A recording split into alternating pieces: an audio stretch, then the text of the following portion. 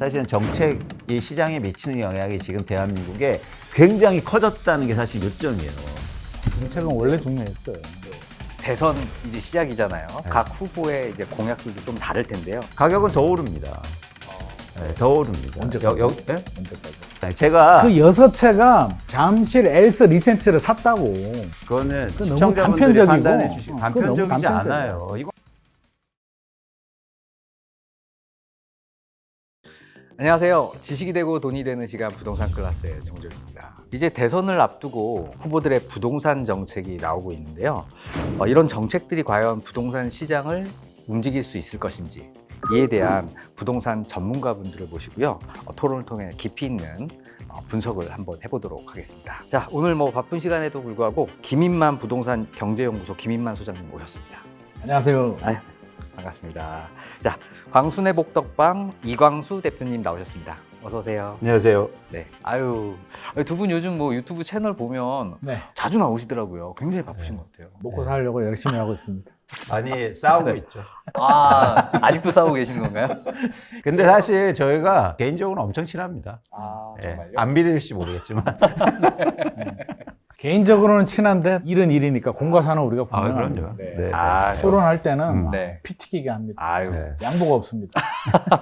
자, 본격적인 토론에 앞서서 이전 정부의 부동산 정책에 대해서 한번 두 분이 어떻게 평가하시는지 간단하게 이야기 한번 나눠보겠습니다. 이광수 대표님 한번 부탁드릴게요. 일단 시장의 변화가 굉장히 컸잖아요. 그러니까 시장의 변화에 따라서 정책이 굉장히 변동성이 컸다. 예를 들어서 가격이 빠질 때는 부양책도 나왔고 또 가격이 오르니까 규제책도 나오면서 굉장히 과거하고 다르게 짧은 기간에 변동이 크다 보니까 그만큼 정책의 변동성도 컸다고 볼 수 있습니다. 그러다 보니까 시장의 참여자들의 불확실성을 키운 것 같아요. 그런 측면이 좀 있다. 근데 뭐 시장의 변화가 우선 있었으니까 좀 불가피한 측면도 있지 않았나 보고 있습니다. 뭐 한 게 있어야 평가를 하지 않을까요? 뭘 했나요? 뭐 제대로 된 게 없어가지고 일기 신도시 특별법 정도는 했네요. 여야 합의로. 그래서 여야 합의가 쉽지 않았는데 유일하게 여야 합의가 잘 된 게 저는 일기 신도시 특별법이 아닐까. 나머지 규제 완화에 대해서는 저는 실질적으로 된 게 없다. 근데 그렇지 않아요. 왜냐면 뭐가? 지금 이제 김만 소장님의 판단의 기준은 그러니까 규제 완화를 뭐 해주냐 이런 관점에서 보니까 사실 한계 없는 거 기대가 너무 높았나요? 그렇죠. 네. 지금의 시장의 변화는 정책 영향이 가장 컸습니다. 그 중에서 대표적인 게 뭐냐면 정책 자금이 시장에 거의 80조 원이 투자가 돼요. 투입이 돼요. 그래서 무주택자가 집을 삽니다. 그렇죠? 예를 들어서 강북구의 아파트를 사게 돼요. 그죠? 그렇게 되면 그 아파트를 팔아서 누군가 마포로 이사해요. 갈아타기가 이루어진단 말이에요. 그러면서 근데 마포에 갔더니 사는 사람은 있고 파는 사람은 없으니까 가격은 올라요. 대신 강북은 사는 사람이 있고 파는 사람이 있었으니까 가격이 오르지 않고. 그러니까 수요는 증가하고 매물은 감소하니까 가격이 급등한 거예요. 지금의 벌어진 현상은 전부 다 윤석열 정부의 정책 때문이다. 전 그렇게 판단합니다. 자, 그걸 보면 이제 두 분의 견해가 이제는 정책이 좀 중요하다 이런 말씀을 좀 들었고 그렇죠. 저는 그 말씀을 드리고 싶은 거예요. 뭐냐면 그래서 우리가 오늘도 사실은 정책이 시장에 미치는 영향이 지금 대한민국에 굉장히 커졌다는 게 사실 요점이에요. 자, 정책은 그러면 이제 원래 중요했어요. 네. 원래 중요했다고. 네. 아니 특별히 더 중요해졌다. 네. 지금이. 그럼 이제 대선 이제 시작이잖아요. 네. 각 후보의 이제 공약들도 좀 다를 텐데요. 이 정책에 따라서 이제 앞으로 부동산 시장이 두 분 말씀을 들어보면 정말 중요한 영향을 미칠 것 같아요. 한번 소장님께서 공약 한번 정리 한번 부탁드려도 될까요? 공약. 사실 저는 정리하기가 싫어요. 왜냐하면 이게 부동산 시장과 우리 국민을 위해서 고심해서 만든 공약이라고 생각되지 않습니다. 우리가 대통령 공약을 볼 때에는 저는 두 가지 관점에서 봐야 된다고 봅니다. 하나는 필요한가? 그러니까 부동산 시장과 우리 경제와 우리 국민을 위해서 필요한가? 두 번째는 할 수 있는가? 실현 가능성을 가지고 이 두 가지 측면에서 한 번씩 보게 된다면 일단 이재명 후보 같은 경우는 눈에 띄는 건 세종시, 국회의사당과 뭐 대통령 집무실, 건립까지가 이제 공약으로 나왔는데 이거 세종시 집값 지금 또 좀 자극하고 있습니다. 많이 오르고 실제로. 있죠. 네. 굉장히 많이 올랐습니다. 근데 세종시 부동산 사장님 또 그 얘기를 하더라고요. 제가 현장에 가서 이야기를 들어보니까 세종을 제2의 서울로 만들려고 하느냐. 지금 세종시에 너무 집중이 되는 것이 아닌가라는 얘기를 하고 있고 대통령 집무실이 이전할지는 모르겠습니다만 그것 때문에 과도한 기대감 막상 따져보면 대통령 집무실 가면 집값 많이 올라갈까요? 용산이 윤석열 전 대통령이 용산으로 가서 용산 집값이 올랐을까요? 그렇게 보지 않습니다. 용산은 용산의 입지의 가치와 여러 가지 개발 호재들, 강남 3구, 용산구기 때문에 올라가는 거지 그 정도 파급력은 없습니다. 오히려 고도 제한이라든지 경호 문제 때문에 여러 가지 불편한 점이 더 많아지거든요. 그래서 세종시 집값에 영향은 없는데 기대감, 심리에 야 이제 세종이 서울처럼 되나? 대통령까지 오게 되면 국회와 대통령이 오면 수도가 되니까 우리가 서울 집값을 따라가야 된다라는 잘못된 환상을 심어줄 수 있기 때문에 저는 이 부분에 대해서 좀 신중할 필요가 있다는 생각이 들고요. 나머지 공약들은 다 그렇고 그런데 저는 이게 또 하나 지적하고 싶은 게 GTX. 뭐 지금 ABC 노선 하고 있고 수도권에 DEF 노선이 있는데 이게 지방 5대 광역시에도 GTX 노선 신설하겠다. 이게 국민의힘에서 나온 이야기였는데 은근슬쩍 더불어민주당에도 들어갔는데 저는 이거 절대 반대합니다.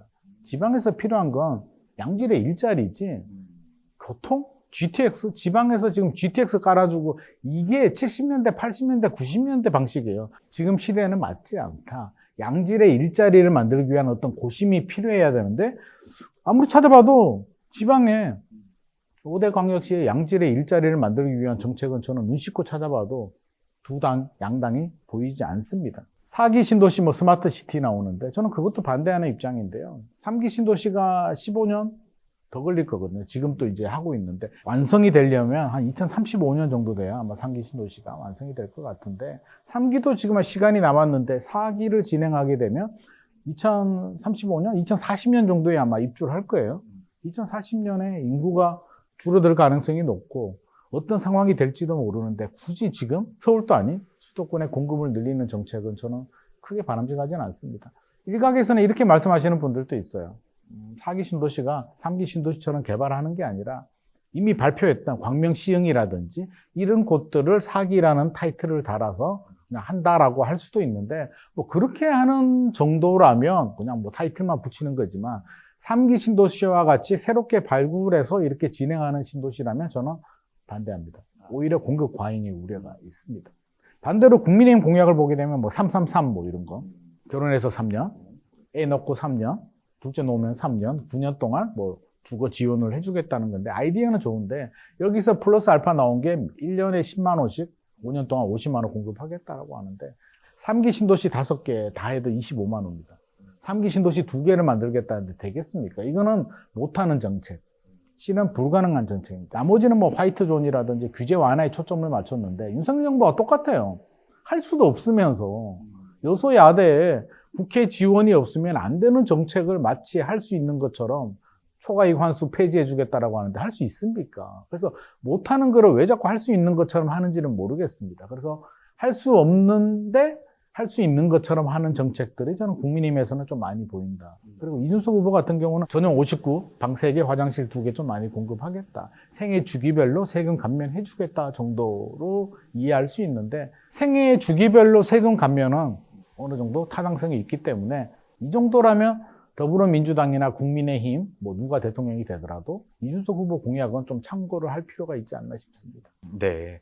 후보들 결국에는 부동산 시장을 좀 안정화시키겠다 이런 정책으로 뭔가 공급 확대 정책을 이제 공통적으로 이야기를 하더라고요. 근데 어느 쪽은 공공 주도다, 어느 쪽은 민간 주도다 이런 식으로 공공 확대를 하겠다라고 하는데 잘 될 수 있을까요? 그 두 가지 측면에서 문제가 있는데 공공주택을 많이 공급하려고 하면 물론 속도는 날 겁니다. 그런데 문제는 돈이 없습니다. 반면에 민간에 공급을 하면 돈은 있죠. 민간에서 돈을 모아서 하면 되니까. 근데 중요한 건 속도가 나지 않아요. 이제 그런 측면에서 전 두 가지를 또 말씀드리고 싶은데 첫 번째는 뭐냐면 지금 대한민국에 필요한 공급이 뭐냐는 거죠. 주택 공급이. 예를 들어서 강남을 재건축을 해서 20억 원짜리 아파트를 공급하는 게 시장을 안정시킬 수 있을까? 전 그렇게 보지 않거든요. 내가 살 수 있는 아파트가 시장에 공급되느냐? 그런 측면에서는 사실은 공급 정책이 조금 더 공공주도형으로 돼야 되는데 안타까운 건 공공이 돈이 없다. 돈 없지. 네. LH 부채가 너무 많아요. 네. 돈이 없는데 많이 짓겠다고 하니까. 그러니까 우리가 지금 그래서 주택 공급으로 과연 시장을 안정시킨다는 이야기들이 우리가 믿고 안심해야 되는 정책이냐, 공약이냐라는 거에 대해서 안심 안 해야지. 안심 안 해야 돼. 결국에는 양 당에서 공급 확대 정책을 피고 있지만 쉽진 않을 거다 이런 말씀이신 거죠? 저는 공급 확대 정책 자체를 저는 음. 반대합니다. 그래요? 왜요? 좀 왜냐면- 안정화될 수 있지 않나요?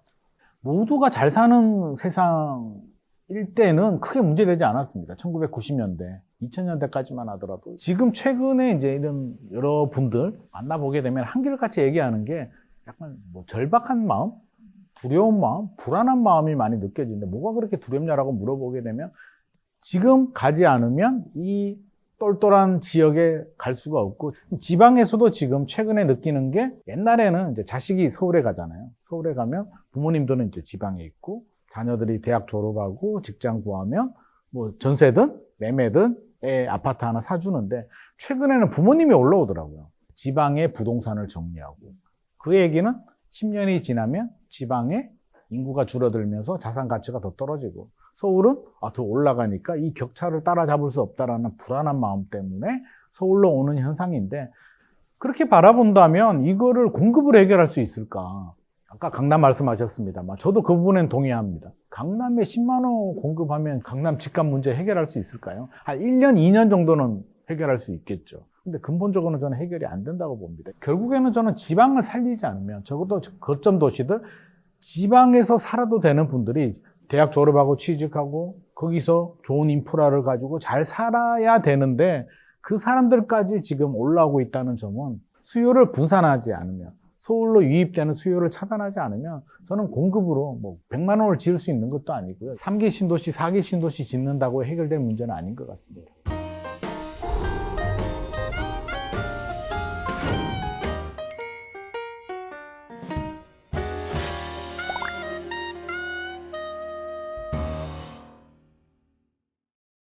자, 그럼 이제 수요 측면의 정책에 대해서 한번 좀 여쭤보고 싶어요. 뭐 규제 정책이 있을 거고 수요 완화 정책이 있을 것 같아요. 민주당은 좀 수요 정책에 대해서 이번엔 약간 뉴트럴한 입장을 좀 펼치고 있고 네. 그리고 뭐 국민의힘이야 뭐 제초한 폐지라든지 뭐 수요 완화 정책을 지금 이야기를 하고 있는데 이런 차등 과세가 과연 시장 안정에 도움이 될지 아니면 투자 위축과 거래 감소를 일으킬지 어떻게 조금 판단하고 계세요? 시장이 안정된다는 게 어떤 의미를 갖고 있냐는 거죠. 변동성이 좀 적은 거? 그렇죠. 음. 바로 그 지점이에요. 그러니까 예를 들어서 내가 강남의 아파트를 갖고 있으면 시장이 안정된다는 건 집값이 오르는 거예요. 반면에 내가 무주택자면 시장이 안정되는 건 집값이 떨어지는 거예요. 그래서 많이 오르거나 많이 떨어지지 않는 게 저는 추구해야 될 안정성의 조건이라고 봐요. 그런 측면에서는 지금 그런 수요를 조금 제한하고 특히 투자나 투기 수요를 제한하고 그리고 우리나라의 주거의 구조를 실거주 중심으로 만드는 게 가장 필요하다고 생각해요. 그래야 변동성이 줄 겁니다. 예를 들어서 2년 전에 얼마 안 됐어요. 2년 전에 강남의 아파트가 폭락을 해요. 왜 떨어졌을까요? 그건 뭐냐면 내가 거주하지 않는 집을 집값이 떨어질 것 같으니까 엄청나게 팔았기 때문이에요. 그런데 반대로 거주하는 사람들이 내 집에 거주하는 사람들이 많아요. 그러면 집값이 떨어져도 팔겠습니까? 안 팔죠. 집값이 오르더라도 매물의 변동성이 준다는 말이죠.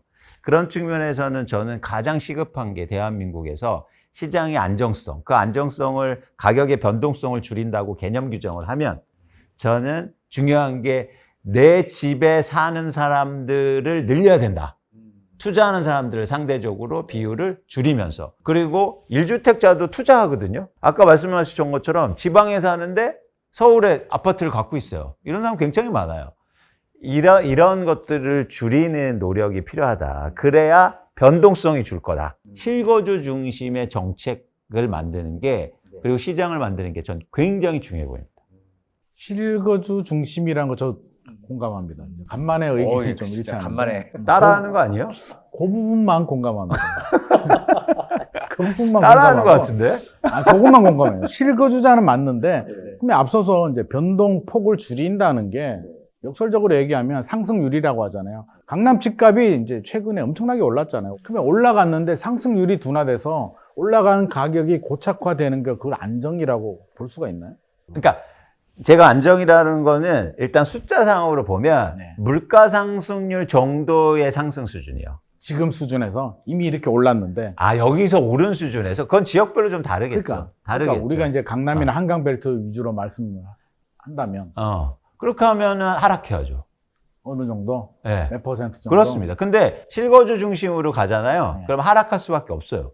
제가 볼 때. 그건 아, 불가피한 그래요? 과정이다. 지금도 사실은 강남 3구, 용산구의 똘똘한 한 채의 아파트는 다주택자들이 사지 않잖아요. 갖고 있는 사람은 투자 목적의 보유자가 너무 많다고요. 강남이나 한강 벨트. 투자 목적이라는 게 어떤 기준에서 투자 목적이라는 걸 판단할 수 거주하지 않으면요. 거주하지 않으면 전세 끼고 사면 투자다. 비거주 보유 물건은 다 이제 투자 물건이다. 그러면 그걸 투자로 생각하지 뭘로 그건 생각하세요? 너무 단편적이지 않냐는 거죠. 아, 그럼 뭘로 생각하세요? 전세 끼고 미리 사두고 5년 후에 입주할 수도 있는 거죠. 그러니까 제가 공감한다는 부분이 일단 정책적으로는 저는 다주택자 규제는 폐지해야 된다는 입장이에요. 왜냐하면 지금 3주택까지면 이제 중과세 적용되잖아요. 취득세도 중과세, 양도세는 유예를 시켜주니까 그렇지 실제로는 적용되는 건데 그렇게 되니까 어떤 현상이 발생하냐면 똘똘한 뭐 마용성이나 강남의 아파트 한 채를 사는데 내가 인천이나 부산의 아파트를 하나 가지고 있어요. 그러면 그 애들을 파는 거예요. 왜? 한 채를 가져야만 내가 세제 혜택을 받으니까 정부가 1주택은 실소유라고 실거주라고 인정을 해주니까 그래서 지금 똘똘한 거 한 채씩 뭐 20억, 30억, 40억, 50억짜리를 산단 말이에요. 어차피 강남 집값은 잡기 힘듭니다. 그러면 지금 문제가 뭐냐면 외곽 지역들, 지방 집값들이 매물도 늘어나고 집값이 떨어지잖아요. 지금 재건축 같은 경우는 조합 설립되고 지유양도 금지가 되잖아요. 팔 수 있는 조건이 5년 거주, 10년 보유하면 팔 수 있게 예외로 봐줍니다. 그건 실거주라는 얘기잖아요. 그러면 3주택을 가지고 있는데 5년 거주, 10년 보유 정도 했다면 정부에서 주택 수가 아니라 빼줘야 되는 거 아니냐. 아니, 근데 소장님 제가 질문이 있거든요. 네. 그러니까 전형적으로 지금 예를 들어서 많은 분들이 얘기하는 거예요. 그러니까 다주택자 규제가 강남의 집값을 올렸다. 반면에 다른 지역은 다른 지역을 내리게 하는 거죠. 팔고 모았다는 거냐. 그러면 다주택자 규제를 폐지합니다. 그러면 이 논리상 보면 아까 이제 인천의 예를 드렸으니까 그러면 인천의 수요는 증가하겠네요. 증가가 아니라 매물은 감소할 수는 있겠죠. 아니요. 지금 논리상 그랬잖아요. 자, 수요가 몰리고 있다. 그러면 강남에 사려는 분들이 그러면 반대로 다주택자 규제를 풀으면 다주택자가 이제는 살 거 아니에요. 그럼 인천 가서 한 채 사고 뭐 사는 사람이 있을 수도 있고 그러니까 가지고 수요가 있는 사람이 증가하는- 안 팔 수도 있겠죠. 수요가 증가하는 논리잖아요. 일부 증가할 수도 있겠죠. 근데 중요한 거는 지금 집주인들이 보유해도 되는 집을 판다는 걸 제가 지적하고 싶은 거예요. 그러니까요. 인천 아파트를 안 팔아도 되는데 판다고. 그러니까 그래서 이제 팔았어 왔어요. 그럼 네. 다주택자를 다시 규제를 풀어줬어요. 그럼 다시 살 거 아니에요. 사는 인천은. 사람이 있을 수도 그러면 있고 인천의 없을 수도 집값은 있겠죠. 엄청 오를 거 아닙니까? 엄청은 안 오르지. 그거 풀었다고 뭘 엄청 올라. 강남 아파트 하나 가지고 있는데 인천도 하나 더 사야지. 엄청 올랐어요. 언제? 2000년부터 2021년까지. 그때는 올라가는 주기였지. 그것 때문에 올라간 거 아니잖아요. 임대사업자 혜택을 늘리면서 다주택자가 폭증하면서 집값이 급등했다. 그거는 분위기 자체가 강남은 2015년, 16년부터 꾸준히 올라가고 그러면- 인천은 안 오르다가 올라가는 구간에 들어간 그러면- 거지. 지금 분위기는 엄청 안 오른다니까. 근데 통계적으로도 사실은 저희가 좀 해석이 필요한데, 예를 들어서, 그러니까 김명수 선생님이 말씀하신 게 부산에 있는 사람들이, 돈 많은 사람들이 서울에 산다는 이야기잖아요. 3, 4월에 송파구에 거래가 폭증하는데, 부산 거주자가 산 게 6채밖에 되지 않습니다. 그러니까 우리가 그냥 관념적으로 예를 들어서 지방의 부동산 안 좋아서 돈 있는 사람이 몰려들어서 뭐 송파에 뭐 아파트를 사고 이거 다요. 검증도 안 된 얘기예요. 그러니까 우리가 이런 일반적인 얘기들 당연하게 생각하는 것들에서 의문을 가져야 돼요. 제가 이 말씀을 왜 드리냐면 이런 거죠. 대표적으로 그런 논리적 모순이 되게 많이 들어가요. 우리가 부동산 시장을 볼 때. 왜냐하면 감정이 들어가기 때문에. 그러니까 전형적으로 이런 현상이에요. 제가 그 6채가 잠실 엘스 리센츠를 샀다고. 송파구 전체가 아니라 그 6채가 적지 않아요. 송파구 아파트가 한 달에 거래량이 몇 개라고. 잠실 엘스 리센츠를 말하는 거예요. 4월에 몇 채 됐는데요. 몇 거래가. 채인데요? 400채가 됐어요. 그중에 6채가 부산 거주자라고요. 그게 작은 게 엘스 아닙니까? 리센츠가 400채가 거래됐다고요? 아니, 송파구에 그러니까 송파구가 아니라 그 사람들은 엘스 리센츠를 산다고요. 아니 몇 채가 오르는데요. 엘스 리센츠 몇 채 거래됐는데? 몰라요 전. 저도 확인했는데 400채가 아니라고. 결국에는 주택수에 따른 차등과세는 안 된다. 송파구 전체를 보면 안 근데 된다. 차등과세는 그분들은 무조건 괜찮다. 똘똘한 걸 산다고요. 이런 입장인 거죠. 뭐라고요? 그 자, 결국 이제 두 분의 의견은 다주택자 규제를 하는 주택 수에 따른 차등 과세가 있어서는 안 된다. 저는 이제는 패러다임을 바꾸자는 좀 거죠. 바꾸자. 3주택을 가지면 보유세는 늘어나겠죠. 주택 수에 따라서 중과세가 아니라 내가 3주택을 가지고 뭐 보유세 자체가 총량이 늘어나면 그에 따른 세금을 내는 거는 당연한 거죠. 네, 그냥 차등이 아닌 그냥 어차피 세금은 있으니까 양도세나 재산세를 내는 건 괜찮다. 저는 그래서 다주택자 규제를 없애잖아요. 그럼 더 사지 못해요. 그런 서민들이요. 그건 인정하셔야죠. 서민들이 다주택자 규제하고 무슨 상관이 있어요? 그러면 낮은 아파트들을 엄청나게 사면서 가격이 오른다고요. 누가 엄청나게 사요? 다주택자들이요. 다주택자들이 네. 저렴한 아파트 엄청나게 사지 않아요? 그게 올라갈 만할 때 20년과 2020년, 2021년은 인천이 10년 동안 안 오르다가 저평가되다가 올라가는 구간에서 그게 맞아떨어진 거죠. 이게 그런 시기가 올 수 있으니까 한 최대한 5년, 10년 후에 올 수는 있겠죠. 그러니까 최대한 이거는 잘 관리를 계속 해줘야 규제해야 돼요. 된다. 관리해야 된다. 다주택자 규제가 그 관리예요. 말씀한 건 논리적 모순이에요. 왜 왜냐하면 모순이야? 다주택자를 그냥 풀어주면요 서민들의 집값이 오른다고요. 그거는 그건 너무 시청자분들이 단편적이고, 판단해 주시고 그건 너무 단편적이지 단편적이야. 않아요. 이건 검증된 건데 그게 어떻게? 무슨 검증이 돼요? 자, 그러면 이제 조금 다른 주제로 좀 넘어가서 다른 주제? 결국 뭐 좀 비슷한 주제긴 한데 네. 요즘 뭐 아까 말씀을 좀 해주시긴 하셨는데 그 지금 세종 집값이 조금 굉장히 들썩이고 있거든요. 공약 중에 이제 대통령 직무실 이전하고 네. 국회 이전한다는 그 공약 때문에 세종의 집값이 지금 오르고 있는데 지금 이 시점에서 어떻게 사도 되나요? 세종은? 네. 일단 이전될지 안 될지는 지금 모르는 거잖아요. 근데 과연 지금 오른 가격에서 사도 될지 안 될지 한 1, 2억 정도 오르고 있더라고요. 네, 맞아요. 일전 그 정도 동에서는. 올랐어요. 네. 네. 지금 이 시점에서 들어가도 되나요? 그러니까 세종시는 사실은 제가 네. 작년 가을부터 사라고 그랬어요. 네, 그런데 사람들이 웃었죠. 그 다음에 댓글에 뭐가 달리냐면 너 세종시 아파트 사놨냐? 어? 난리 났어요. 나하고 네. 똑같은 댓글 달렸는데 두 분 없으시죠? 세종? 네. 저는 없습니다. 네. 근데 하나 살 걸 그랬어요. 근데 네. 그때는 왜 그랬냐면 가격이 많이 하락해서 다 양극화 얘기할 때 저는 아니다. 가격이 많이 하락하니까 거래량이 지난해 3분기부터 증가를 해요. 이게 시장이 변하거든요. 근데 어쨌든 세종이 이미 오르기 시작했어요. 대통령실 이전하고는 다르게 조금씩 변화가 일어나고 있었거든요. 제가 통계로 보니까 4월에 아파트 거래량이 거의 1,200건이 됐더라고요. 그러니까 과거에는 뭐 300건도 안 되다가 갑자기 폭증을 했죠. 그러면서 가격이 오르고 있는데 자, 여기서 다 어떻게 해야 되느냐 이런 걸 네. 물어보셨잖아요. 그렇죠. 그러니까 굉장히 어려운 거예요. 구독자분들은 그게 아마 궁금하실 거예요. 어려우니까 네. 물어보지. 예, 근데 이제는 그럼 명확하게 얘기 드릴게요. 가격은 더 오릅니다. 네. 더 오릅니다. 언제까지? 예? 언제까지? 거래가 줄 때까지. 거래가 줄 예, 때까지. 예를 들어서 내가 세종시에 난 무조건 거주해야 돼. 라고 생각하시면 사셔도 된다. 가격은 더 오를 테니까. 그래서 그런 답을 드립니다. 투자 목적은 사면 안 되나요? 아니, 투자도 더 오른다니까 그거를 원한다면 네네. 사셔도 되죠. 뭐. 근데 이게 어. 단기적인 반등이 되지 않을까라는 이런 의심들도 많이 하시거든요. 그래서 좀 약간 위험하지 않을까라는. 합리적인 의심이죠. 네. 저는 합리적인 의심이라고 봅니다. 그래서 세종시 같은 경우는 지금 기다렸던 호재가 국회 이전뿐만 아니라 뜻하지도 않게 대통령 집무실까지 호재가 생기니 흥분할 수밖에 없죠. 집주인들은 흥분합니다. 호가 올리는데 저는 이게 앞서서도 잠깐 얘기를 했습니다만 이게 그렇게 지속 가능하지 않다. 국회 이전은 이미 상당 부분 좀 반영이 된 부분이 있고요. 도움이 됩니다. 저는 국회 이전 해야 된다고 봅니다. 그리고 일자리도 있고 업무 효율성, 국정감사해 보면 얼마나 비효율입니까? 세종에서 고위공무원들 올라와서 그냥 몇 시간 대기하다가 시간 안 맞으면 하루 자야 되고 막 이렇잖아요. 그런 걸 생각하면 국회는 가는 게 맞는데 대통령 집무실 경호처가 이전하는 건 저는 비효율이고 규제만 들어가니까 너무 과도한 기대는 가지지 말자. 실거주자들은 괜찮을 수 있어요. 뭐냐면 한 5년, 10년 모르겠죠. 세종이니까. 하지만 이게 어떤 투자 목적을 가지고 들어간다면 세종은 전세 외지인 투자 비중이 높아요. 전세 가율이 45%밖에 안 됩니다. 그러면 투자 목적은 전세 끼고 투자한다는 건데 내 자기 자본을 많이 투입을 해야 돼요. 아직 전세 가격은 안 따라왔거든요. 돈을 많이 투입했는데 물린다? 집값이 오르다가 꺾인다?